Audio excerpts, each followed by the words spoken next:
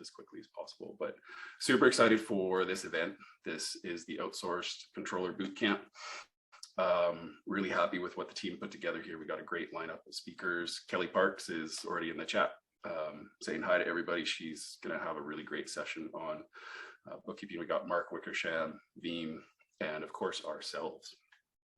And so feel free to introduce yourself in the chat, where you're joining from, say hi, socialize a little bit. During all of these sessions, there's going to be 4. Please feel free to put any questions in the Q&A tab, and then we'll answer those. The hosts and speakers will answer those during their sessions. All of these sessions are going to be recorded. We've had some people say that they can't attend all of them, so could they get recordings? 100%. All of these are going to be recorded. So we'll be happy to share those with you afterwards.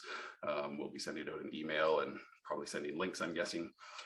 So please keep an eye out for that. And if you don't get one, please feel free to reach out to any one of us or the hosts and let us know what you need and what you need. Because this is a boot camp around controllership, we do want to let you know we at Helm do have a few education programs for you. We do have a community-based, more of a masterclass event that goes on every 2 weeks. It's called Cash Flow Advisory Live. Really great sessions on that, really great community and network that we're building up there. So please check that out. We've got all of the previous recordings on that on our YouTube channel, as well as on Spotify. And we do have 2 education courses. We've got a do-it-yourself course that'll kind of teach more of what we're talking about today, a lot more in depth. And we also do have one-on-one coaching programs. So I'm not going to get too far into selling you here. We want to educate and help you out. So let's move on. Agenda for today, again, we've got 4 really great classes. Mine's the first. So I'm Kelvin, not marketing at Helm. I'll be the first speaker on the agenda. Right after me, we've got Mark Wickersham, a really great expert for pricing. He'll be talking about how to price controllership. And then we've got Kelly Parks after that. And she is a workflow process guru. Really excited to have her here and help out. And then we've got our friends at Veeam, Peter Stewart. He'll talk about how you can use different tools like Veeam to help out with controllership services. So getting right into it, again, I am the first speaker, and we'll be talking about a 3-step outsourced controllership roadmap. I won't get too far into who I am because I've got another slide that talks about that. Just have to switch my presentation decks here, so please bear with me for a couple of seconds while I stop sharing this screen and get into an entirely different one.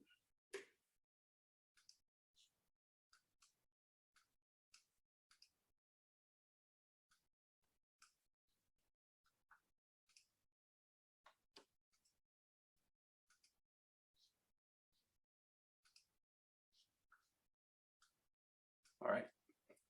As I mentioned, this is the first session. We'll be talking about our 3-step outsource controllership roadmap, how you can become an indispensable advisor.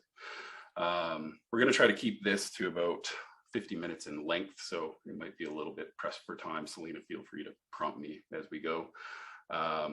Few housekeeping rules, as we mentioned at the start. If you didn't hear, if you have any Q&A, please put them in the Q&A tool. We'll be monitoring those for a Q&A session at the end. So please feel free to ask questions as we go, just so that they're out there, but we will answer them at the end. Feel free to say hi in the chat and utilize that tool as you see fit. Part of this is having fun and networking with everybody that you know. Just mute your phones and close your emails and use this time to focus. There's a lot of information in these sessions. So focus, really use the time wisely. Again, the session will be recorded, and so if you need it, if you can't attend this session or other ones, please let us know. We'll send you the recordings afterwards. And for this particular session, we've also got a special discount on something. I will disclose that at the end. So please tune in all the way till the end. A little bit about myself. I am Kelvin, not marketing at Helm. I have a part-time controllership, part-time CFO firm here in Calgary, Alberta, Canada. That was founded in 2014. And not to get too deep into it, but what we really found was the more CFO work we did, the more we realized the controllership work is really what people wanted. Dashboards, financial modeling, strategic plans that go 5 years were great, but what people really needed help with is, what does the next 12 months look like? Business is changing all the time, events are happening, and I need to work around it. How do I do that? And that's really controllership, helping people navigate the short term. So we really focused on that in our firm. We developed a cash flow advisory outsourced controllership offering, essentially, and it became one of our best selling service offerings. The problem that we ran into is, much like everybody else, is we use spreadsheets. And it was really hard to offer that service to people that were smaller. You could use spreadsheets for larger companies. They could afford it. They could afford you spending your time in spreadsheets to build, maintain, all of that fun stuff. But the really important piece was the advisory piece, the actual conversations, the collaboration, the iterations. And so that's why we built Helm, ultimately speaking. Helm solved all of our pain points. It's much more visual. It allowed us to collaborate and converse a lot easier with our clients. And it obviously eliminated a lot of the pain work in terms of maintenance and setup of actual forecasts. It automates all of that. So that really just gives you a background about what we're all about. We come from practice and we truly want to help the end client. So that transferred over into Helm in terms of, we really want to help others, other professionals, really help empower small businesses, their clients, gain financial certainty so that they can sleep at night and really focus on what matters to them. Give your client the financial certainty so that they can sleep at night, they can play with their kids, they can go on vacation and know that things are okay. That's really what we're all about, because that's what we used to do at 2080, still do for that matter. So what you'll learn in today's session, at least in my session, the difference between bookkeeping and controllership. So we actually had this on a cash flow live event, I believe it was either the last one or the one before that. But it sparked some really good conversations, actually. There was a lot of people on there that didn't realize they were actually doing controllership work. And that helped spark some people in terms of value questions and approach and this, that, the other. So we'll talk about differences between controllership, bookkeeping. We'll talk about a 3-step process on moving from bookkeeping to controllership. We appreciate that not everybody on here is a bookkeeper, but most people are, so we're speaking to that audience a little bit. If you're interested, we do have other processes where you can become tax accountant to controllership. So if you want to know what that looks like, please let us know and we can send you information on that. And the third point you'll learn is that technical knowledge is not what's actually stopping you. Most people on this call are professionals. They have great skills. They have tons of experience. They have education. And so that's not actually what's holding you back. Most people think it is, but it's not. So let's kick it off. We'll get right into it. And we'll talk about the difference between bookkeeping and controllership. I've just got to shift a few things around here. So when you're comparing bookkeeping to controllership, it's really good to truly define what both of those are. That way we can clearly lay out what a progression from one to the other would look like. So when we look at bookkeeping itself, in a very traditional and basic sense, it is the process of recording and organizing all of the transactions that run through business. In a typical outsourced setting, you'll find that bookkeepers record receipts, enter sales earned, handle payroll, process and remit sales taxes, etc. Controllers, on the other hand, are typically tasked with ensuring proper functioning of an accounting system. And we don't mean proper functioning just in terms of software. We mean proper functioning in terms of the business running itself as efficiently as possible. So the actual cash flow, transaction flow, operations, accounting process running as efficiently as it can. Controllers help answer questions like, is there enough money in the bank? Are customers paying on time? If they aren't, how is that affecting financial plans? And is the business meeting its near-term strategic goals? So, those rocks, those near-term rocks that I'm talking about, where people have to move around them all the time, how are those affecting the business? So we'll open it up to a poll and we'll ask, which services are you currently offering? And I will just open up the poll here. So we're going to ask everybody out there, which services do you currently offer? Do you think you're offering bookkeeping services, controllership services, or not? And we'll just leave that up for a little bit.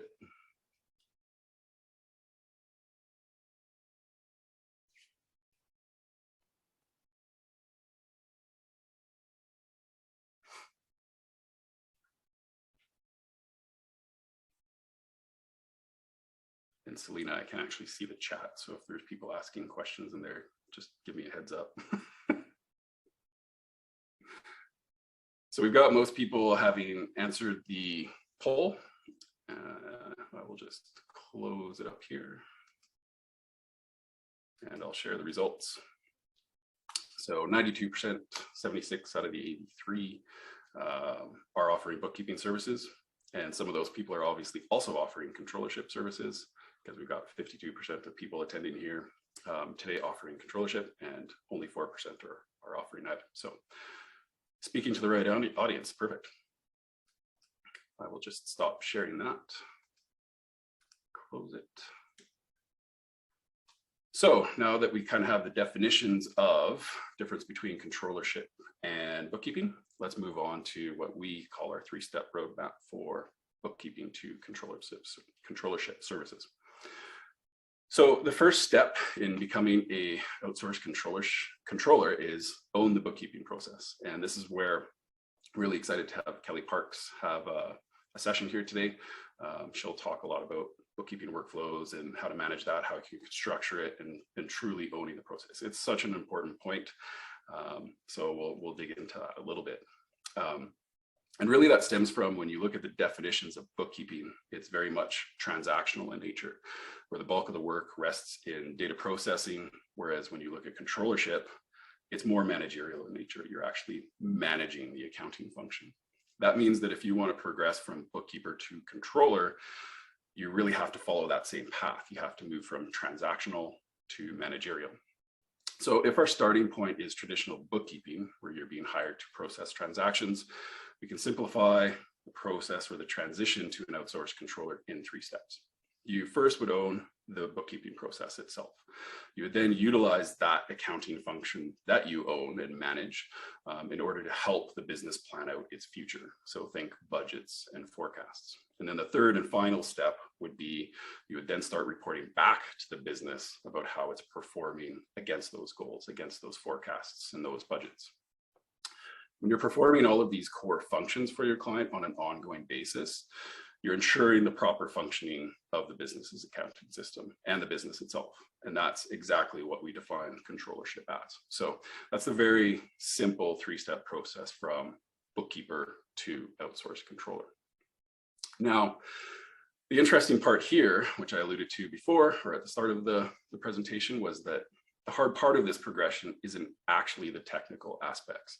Most professional bookkeepers know how to build a forecast, make a budget, and they know how to manage their own bookkeeping functions. Can you be better at it? 100%. I can too. But it's usually, the core issue is it's usually a mindset shift that's required, and it's the real hurdle to becoming an outsourced controller. And so the real problem here, in our opinion, is that professionals in accounting are continually trained to look at past data and provide hard, quantifiable deliverables to the client.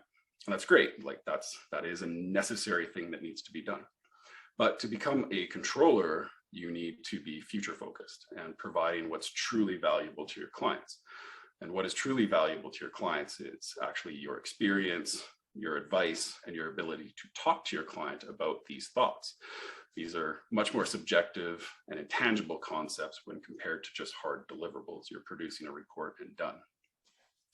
So the biggest challenge really is in conveying what is truly valuable, and working towards this is actually easier than you think. Again, you've got the technical skills. You just need to overcome what we see as 2 ingrained habits that we often see with accountants and bookkeepers. And so the first mindset challenge or mindset issues that we professionals have is that we focus too much on what I call static deliverables. And so what is a static deliverable? In the most simple terms, it's a process or a service offering that's being carried out just to satisfy the client request. It's a simple, hard deliverable, that's it. And so a quick example near and dear to my heart would be a cash flow forecast. You can go out and you can create a simplified cash flow forecast from the last 12 months of accounting data pretty quickly, and you can provide this as a spreadsheet to the client for review or feedback. And right there, the process is straightforward to carry out. It satisfies the client's need in a general sense. They wanted a cash flow forecast. And so for us as a professional, it's really easy to consider that as job done. We check off the task list and we move on.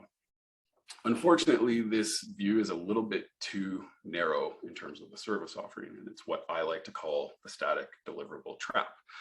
The real question that we need to be asking ourselves if we want to be a controller is, what did the client actually want from the cash flow forecast? Maybe they wanted some advice around how their business should be progressing in the near term. Maybe they wanted suggestions around cost savings on an ongoing basis. Maybe they wanted to know what a new revenue stream would look like, and they wanted it modeled out. If we haven't answered the core need of the client, the core pain point or this core desire, then even though we gave them the deliverable, we haven't actually answered anything. So even though we carried out the service, the job actually isn't done from the client's perspective. And that's why I like to call it the static deliverable trap. So now, how do you avoid static deliverables or the static deliverable trap?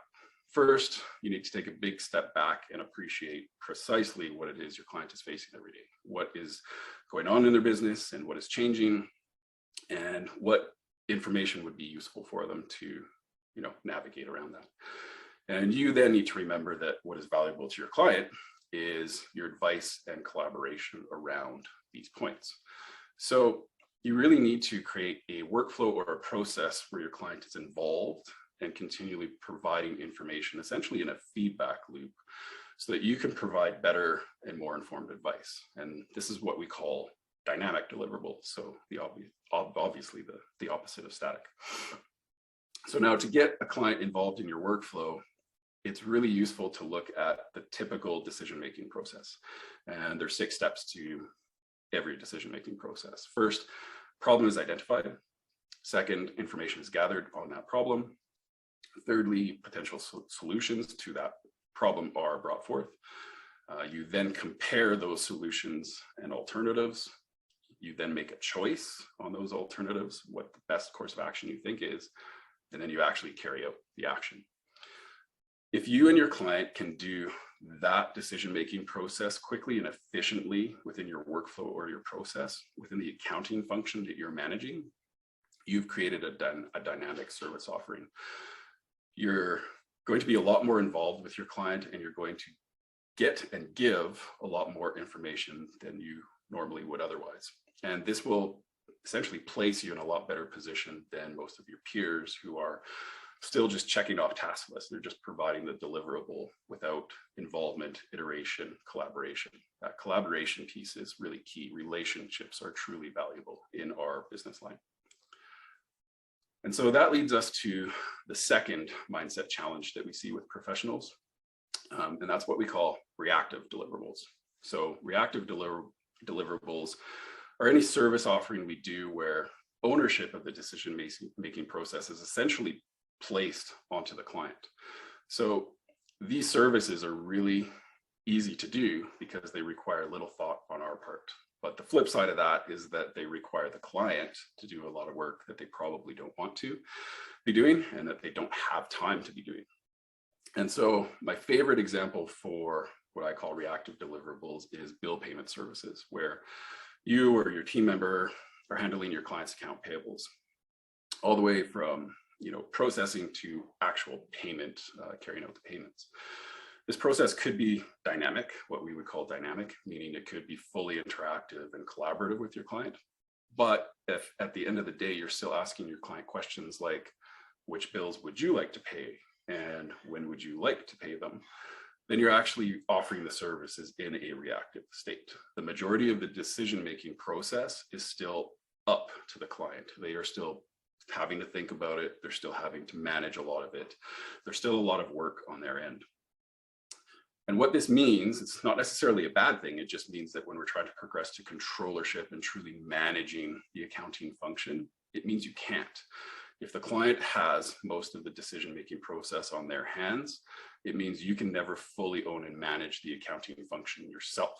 You just need too much input from the client to do it, which then obviously makes controllership services pretty hard. I say impossible, but at the very least, very hard. So how do you overcome reactive deliverables? To eliminate them, you really need solid systems and processes in place. I'm a big process person, as well as you need in-depth understanding of your client and your client's business. So if you look at the bill payment example again, you would need to know advanced knowledge from your client so that you could provide suggestions to them. You would need to know things like which vendors are a priority. You would need to know what vendors' terms are. You would need to know which vendor was the squeaky wheel. The more information you have, the more decisions you can make, and the less your client has to think about and assist with. And that means the less reactive your service offering is, more proactive. And so gaining this level of knowledge requires two things. It requires time, taking a lot of time to get an understanding of the business, its processes, its key customers, its key vendors, its key pain points. But it also takes a lot of time to get to know. Sorry to interrupt, but the slides are kind of disjointed right now. I don't know if you want to maybe refresh. Sure. A couple people are commenting in the chat. So thank you. You're welcome. What slide can you see? It seems to be okay now. I mean, I obviously can see that you're updating it. Thank you. Yeah, no problem. I'd have to blow through a few slides here, sorry. Oh, the joys of the internet. Yeah. Sorry to interrupt your flow. Yeah, no worries. So I think we were at overcoming reactive deliverables, correct? Yeah. Okay. You can see my screen okay now? Yes. Maybe. All good. Okay, so we were talking about taking a lot of time to get to know the business itself, its processes and whatnot, but you also need to take the time to know the business owners themselves. You know, while the business has its own nuances, you also need to know the human behind that business because they have their own complexities. You need to know what's important to them at a personal level so that you can provide advice that actually resonates to them. And so spending time to gain knowledge about your client can be done over two timeframes. It can be done in the short term, where maybe you spend a half a day or a day onboarding, really digging into your client, getting to know their business with questionnaires, process mapping, business plan reviews. You could do a whole host of different things there. And you'll probably also need to complement that with knowledge gained over the long term, where you simply gain information and understanding over time while working with the client at a deeper level. And again, keep in mind, it's not just knowing the business, it's also knowing the client themselves. And so in either case, this time spent is valuable to your client because the information you're gaining will offload work and effort that they have to do in the future. So the key point here is make sure you don't undervalue these efforts or give it to the client for free because you're training. This time is actually an investment by the client into you so that they can get a proper return on investment. Which brings us to the value of proactive deliverables. So when talking about clients' ROI, it's really good to remind ourselves about the value of proactive deliverables from a client's perspective, because it is so easy to say, well, but I'm learning the business, that cost is on me. Client shouldn't be paying for that. You need to remember that reactive and proactive bookkeeping and accounting processes are pretty much exactly the same from our perspective. The only difference is that proactive services take it one step further and one simple step further, where we provide advice and insight gleaned from our experience and our expertise and our knowledge. And then we apply it to what we know about the business and the client. And so this single additional step provides a massive amount of incremental value. If you look at things from a 10,000-foot view, a client can get a reactive service offering where they're continually hounded to dig up receipts, explain spending, decide on vendor payments, go through a whole decision-making process themselves. Or you can offload a lot of that decision-making process for them. And you can give them a proactive service offering where they're not hounded as much. They're simply asked for final approval on a plan that you've already thought about, laid out, and have now presented. And every business person I know is insanely busy, ourselves included as professionals, and there's no question to me what provides the most value, the highest, best end benefit, and that's proactive services. Proactive services win by a landslide because they take so much pressure off the client, off that end benefit is just significant. So could you charge an extra $10,000 a month for these services? Probably not. But would an extra $200, $500, $1,000 a month for that additional simple step, your knowledge?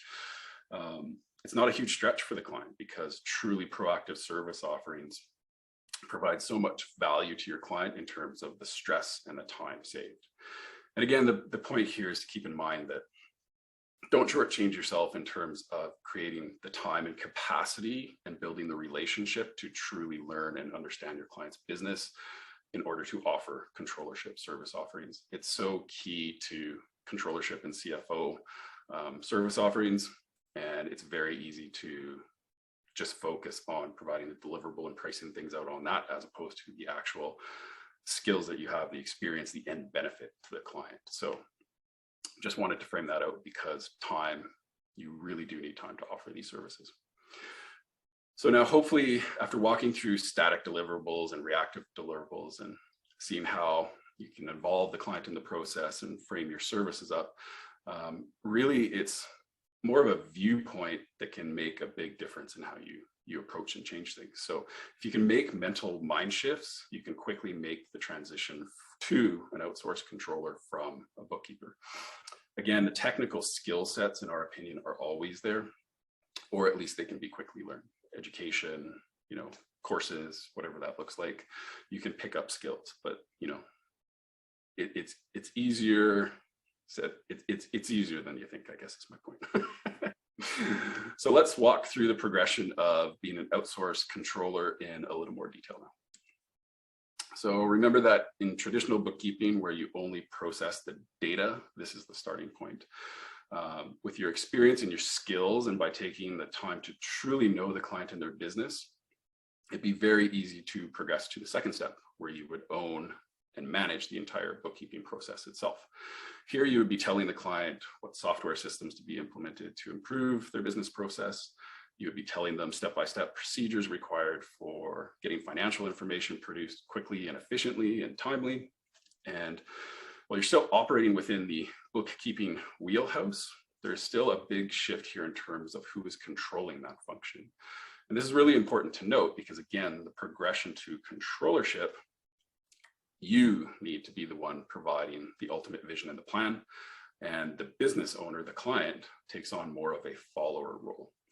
This is, again, a huge value add to the client, so they can shift their mindset and their thoughts and focus to more operationally sensitive areas. So we'll throw up another poll here.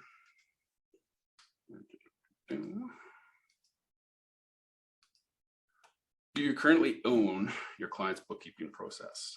And the answers to that could be yes, we fully own it, kind of, we own parts of it, not really, or not at all.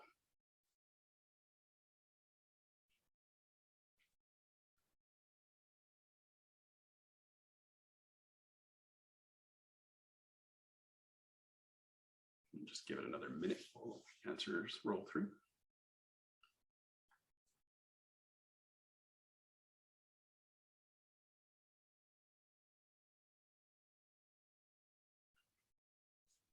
And it looks like we've got most answers in, so I'll close that out and share it.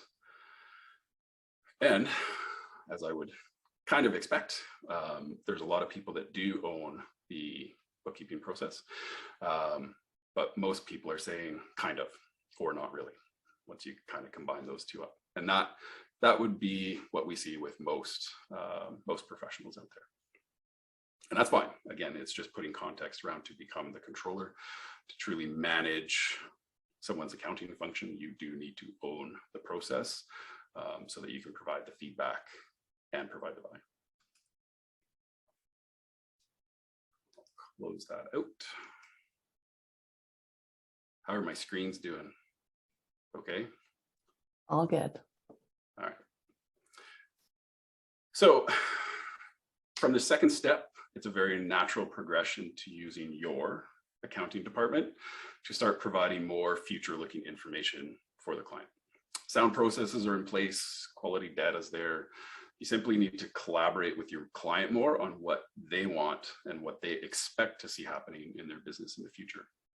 This information, along with that produced from your accounting function, can then be used to create budgets and forecasts for clients. And to be clear here, budgets are what you would like to happen in the future, setting parameters around cost controls, sales expectations, whereas forecasts are what actually are going to happen.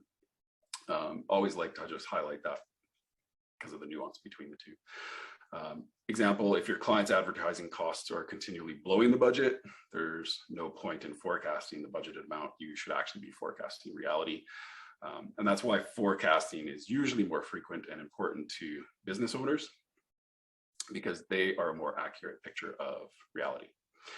And again, in this step, you can see how dynamic and proactive relationships with the client are what really matter.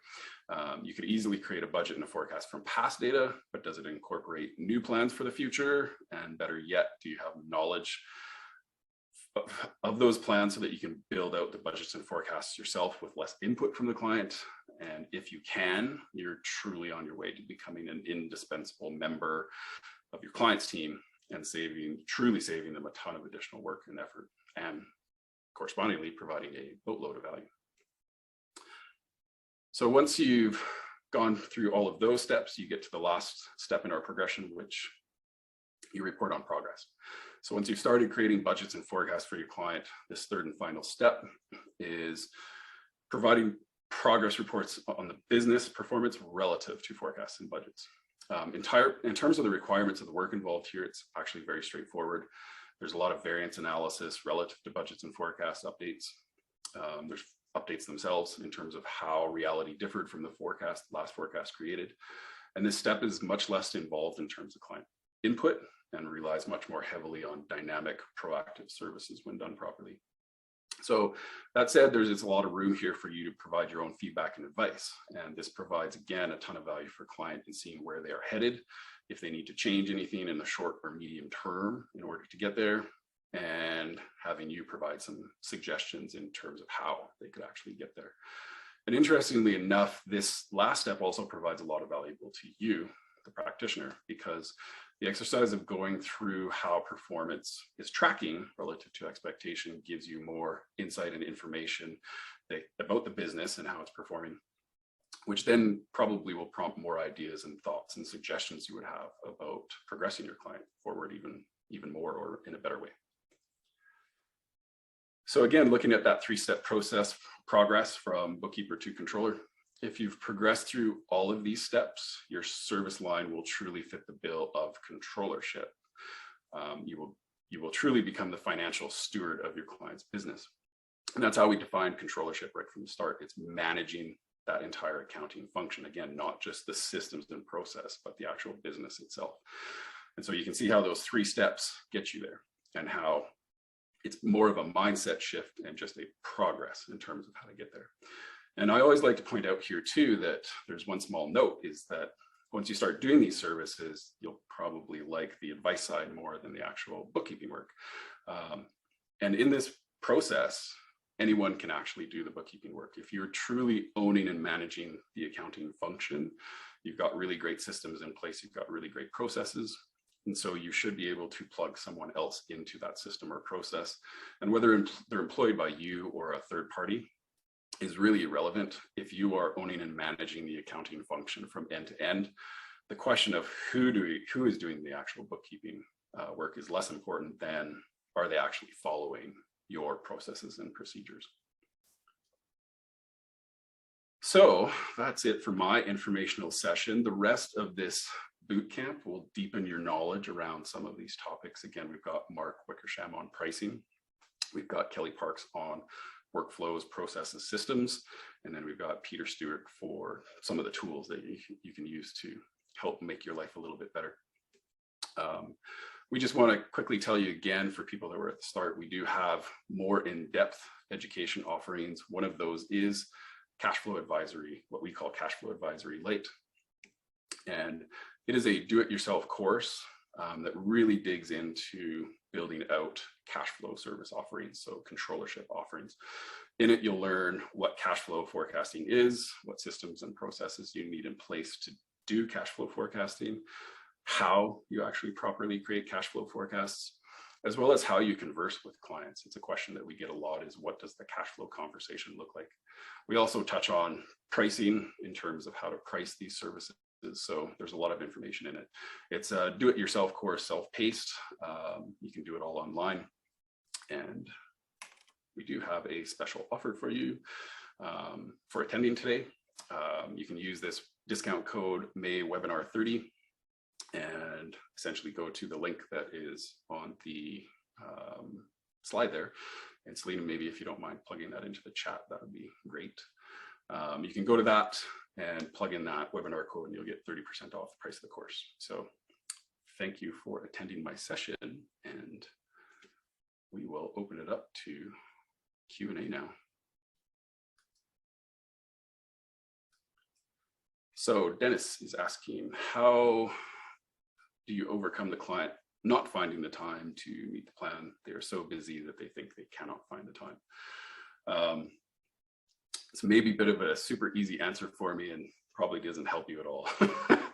But you also have to keep in mind that when you're talking about your efforts here and what you're trying to do, it's really hard to provide a service to somebody that doesn't want it. So if the client truly doesn't want it, you can't force it. The concept of finding an ideal client profile, people that truly value the service, that desire it, that want it, really comes into play here. So having proper marketing, client onboarding in terms of filtering out people that don't want the service really does become important. If it's more of a case of the client does want this service, I always go to what I call the hammer. And so if the client truly does want this service, you really need to lay out the importance of the jobs that need to be done on their behalf in order for you to do your work properly, to get the end result, the end benefit, the end deliverable, whatever you want to call it, that they want. And this typically I have found can be a simple conversation. You know, you've built a relationship with your client, you know who they are, you know what they're all about, you know what's going on. And so really talking to them about what's impacting you and your ability to deliver what they need, I find resolves most issues. But then it could also surface that the client just simply isn't interested in the service, at which point, you know, you can't really push it down someone's throat. Dennis also asked, could you please provide the web address to receive the discount offer? So we'll throw that up there, I think, in the chat. So Dennis, hopefully that answers your question. You know, I think there's almost two answers to that, where there's a marketing component and actually getting the right people into the service in the first place. But then there's a component of if the person does want the service, talking to them about what they need to do. And I know Kelly speaks about this a lot in her teachings, really framing expectations. It's so easy for us to, as practitioners, to just simply say, yes, you want the service, let's do it. But people are people, they forget to do things, they don't know what's necessarily involved in processes. And so really framing people's expectations early and upfront in the service offering is important. And if this is more of an after the fact case where they've wanted this and those expectations haven't been framed upfront on client onboarding or pushing out the new service, then you just simply have to have that conversation after the fact, really driving home what the client needs to do. Because, you know, again, this is a collaborative effort, and I'm not talking about hours per day. Like, you just simply need input from them so that you can gain knowledge and build the relationship. So, you know, ultimately speaking, that time spent, part of the conversation really should be the time spent up front will result in more time saved down the road too. Again, going back to the return on investment from the client's perspective. We've got an anonymous attendee asking if forecasting budgeting is the main focus. What is the difference between a controller and a CFO? So that's a great question. My take on explaining the difference between controllership and CFO is controllership really has a short term, what I call a short term time view. So they're looking at what the business is doing in the next 0 to 12 months. Whereas a CFO is a lot more strategic in nature. You know, they're helping guide businesses through their growth plans, financing, equity investments, strategic 3 to 5 year financial modeling. They're helping get the company to where they're going to be in 3 to 5 years. And that's really defining what a controller does. Is it's taking the roadmap that the CFO makes, which, let's be honest, the CFO in most small businesses is actually the business owner. They've got their goals of where they want to be. So the role of a controller is to take those plans and break them down into shorter chunks. I always use the analogy of a trip, a road trip. And so a CFO would be mapping a course out from Los Angeles to New York. They're saying, we're simply going from point A to point B.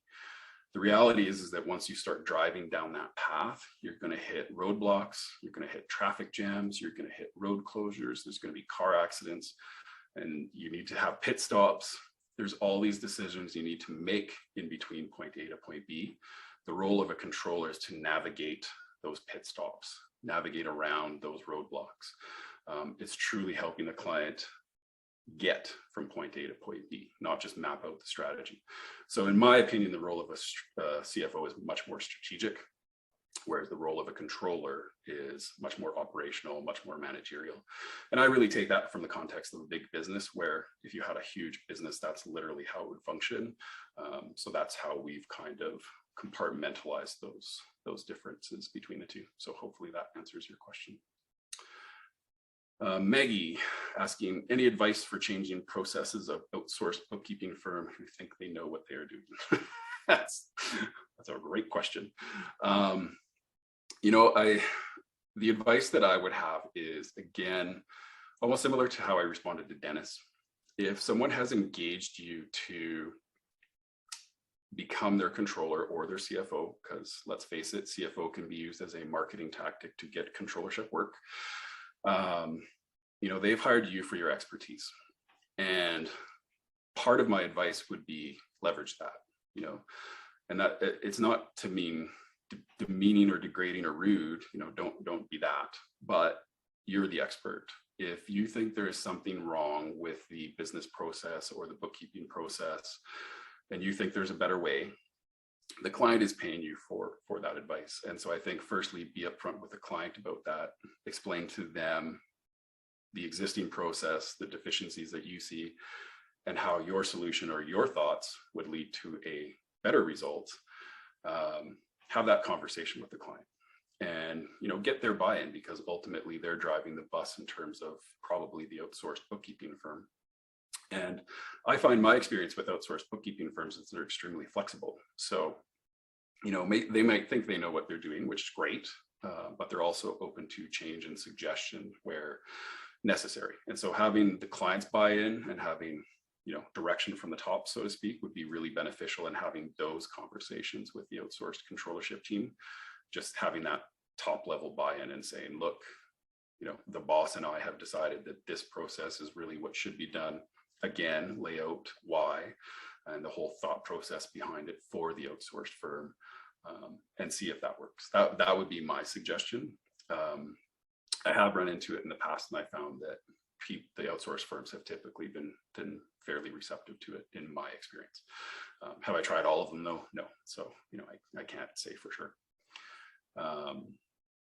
We have another question on any recommendations for explaining to a client that you're already providing these controllership services when they call you a bookkeeper.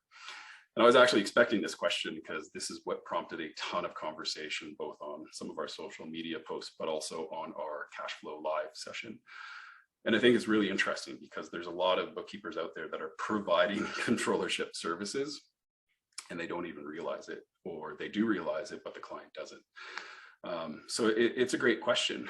And again, it comes back to how well do you know your client, and how well can you explain the value proposition to them? So the conversation that we had on the cash flow live session really centered around, if you are truly providing controllership services to your client, it basically means that you have the ability to run their business.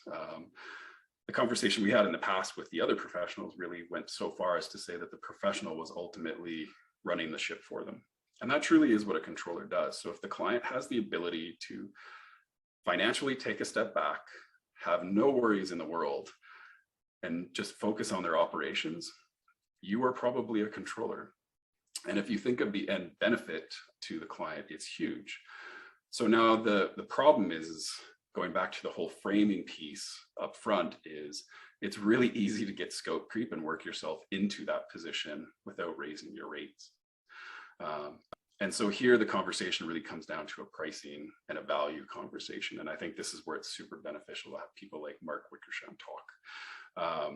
You know, my take would be is that you would present to the client essentially what they would have to pay for full-time staffing. You know, that is one approach.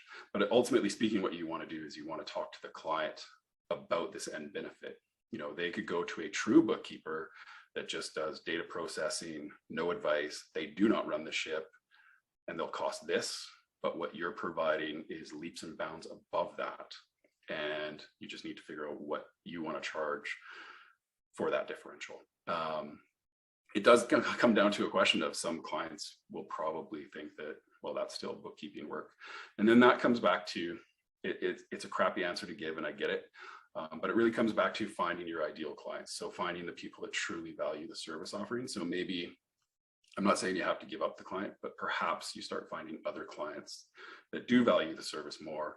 And over time, the more that you collect those, the more you like doing that work, the more you can start shifting out the clients that aren't necessarily meeting your goals and needs. Got a couple minutes left here, so I'll try to get through some of these other questions. Have you found that potential clients know what controller and CFO means? And my response to that would be no. so it's a great question, Sonia. That's why I made the comment. A lot of people market themselves as fractional CFOs or part-time CFOs, because that term has some meaning to it, especially in tech industries. Younger generations seem to know what it means quite a bit.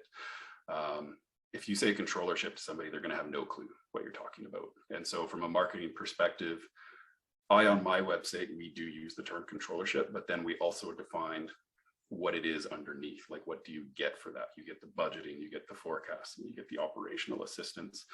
So when people are talking controllership services from the client perspective, they're usually talking emotionally. They're saying, I need help with, how do I pay my bills?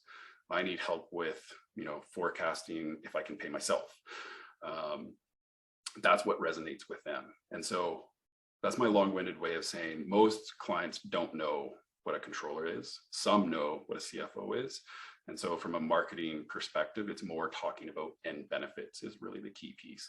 You can call it whatever you want, as long as you're speaking about the end benefits to the client. That's truly the valuable piece. We also have some questions in the chat, and some more questions are coming up on Q&A. I don't know if like what time you exactly want to end, Kelvin, but I'm making note that we can maybe follow up. We've got a hard stop at 9:50, so unfortunately I'll have to stop it here because we've got to shift to the other speakers.